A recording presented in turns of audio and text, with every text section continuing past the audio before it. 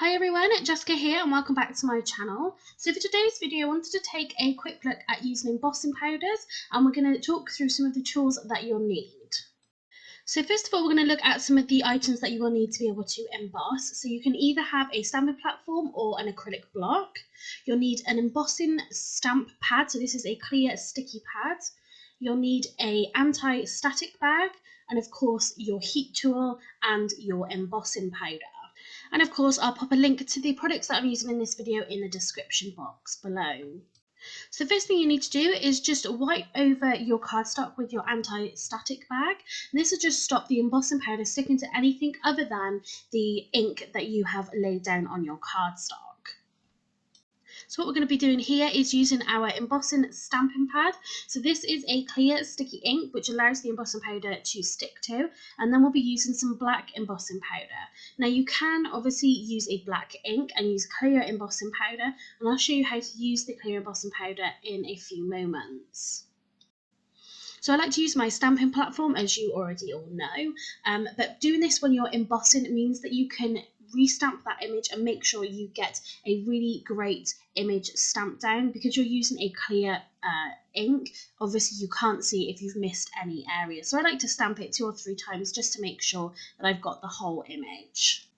So once you're happy with your stamped image, then we're going to go ahead and just take a scrap piece of paper. Now this is going to catch all of the excess embossing powder, meaning that we can just funnel it straight back into your embossing powder tubs. So as I said previously, we're going to use some black embossing powder and we're just going to sprinkle this all over your stamped image. And as you can see, where you've got that sticky ink, your embossing powder is going to stick to it really well. If you do get any embossing powder stuck to your cardstock that isn't part of your image, you can just take a paintbrush and you can just brush those bits away. What I do tend to do is just sort of give it a little blow on, just to get rid of some of those sort of excess bits of embossing powder, and usually that works quite well. So if you have found that you've knocked some of the embossing powder off your stamped image, just go ahead and resprinkle some embossing powder over it and it will stick back down to that ink. So once you're happy with your embossing powder coverage, I would recommend putting your excess embossing powder back into your jar, just so you don't get yourself in a bit of a mess. So once your embossing powder is safely back in its container, then you can go ahead and heat set your embossing powder.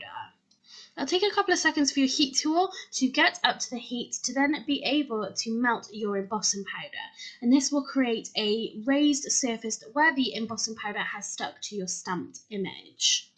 As your embossing powder is melting, you'll be able to see that it just darkens slightly, and you'll be able to see the areas that you have melted and the others that you haven't. Heat embossing like this just creates a little bit more dimension to your images and it makes it a little bit more interesting. It can also be a really great alternative if you haven't got something like a waterproof ink pad and you want to colour your images in using watercolours or watercolour pencils. Next up, we're going to take a look at some clear embossing powder. So if you were only to buy one type of embossing powder, I would recommend getting a clear one.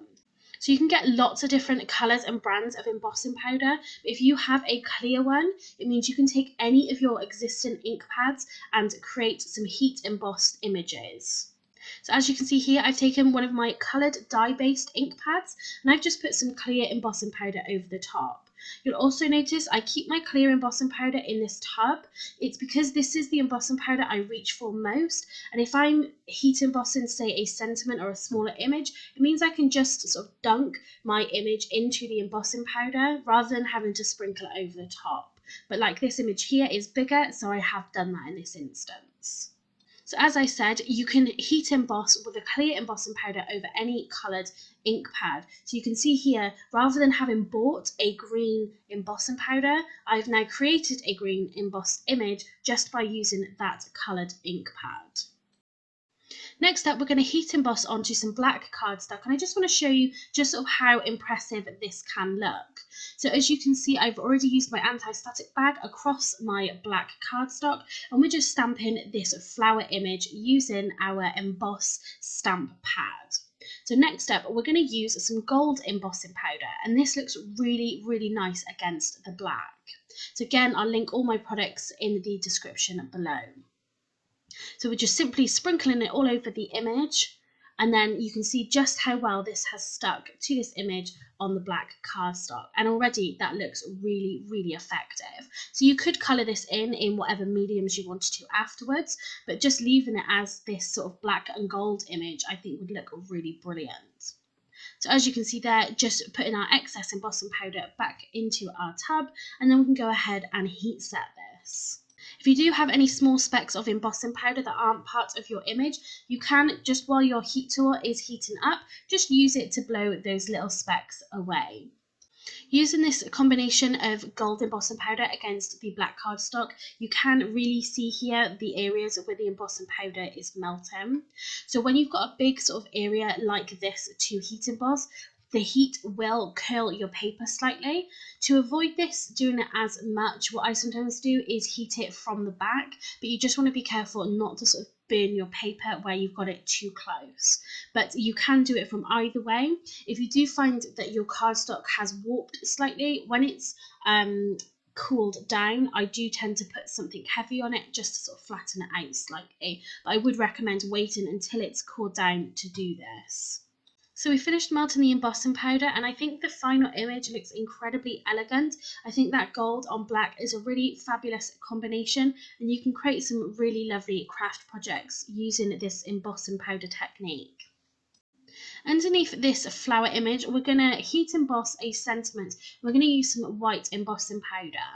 You'll see lots of cards that have sentiments heat embossed in white on black cardstock. It is incredibly popular. As I demonstrated earlier, if you've got a white ink pad, you could just use some clear embossing powder, but here we're going to use some white embossing powder again with our clear embossing ink pad. So now we've used our anti-static bag and stamped our sentiment, we're just going to sprinkle the white embossing powder over our sentiment. So you can see we've got some sections where the embossing powder is stuck to the cardstock outside of our stamped image. You will find that if you stamp onto black cardstock, this is obviously going to show up a lot more. So just take care to make sure you get rid of all of that excess embossing powder that's stuck outside of your image. Once again, just putting our embossing powder back into the tub. If you do this every time you use it, this embossing powder will really last you a long time. So you can see here we've got a really lovely white crisp sentiment that's backed onto that black cardstock. So the last technique I want to share with you is creating like a rainbow image using different coloured embossing powders. The image that I've used is quite a big leaf design, and this means there's a lot of surface area for that embossing powder to stick to. So what I would suggest, if you're using different coloured embossing powders on one image, is doing it one at a time and putting back all of that excess embossing powder back into its tub. Otherwise, you'll get the colours mixed together and you won't want to incorporate that back into any of your jars. You can see here that I'm just working my way along the image and just doing small sections of the embossing powder, and this will give us a rainbow image. So once you've covered the whole of your image with the embossing powder, go ahead and heat set that, and you've created a really lovely rainbow embossed image. So that was just a quick tutorial on how to use embossing powders and the tools that you will need. So I hope that's given you a little bit of inspiration and the know-how to use embossing powders. In a future video, we can look at a few more advanced techniques. If you like this video, please give it a thumbs up and leave a comment below. If you haven't done so already, please subscribe to my channel so you don't miss out on any future videos. Thanks very much for watching and happy crafting.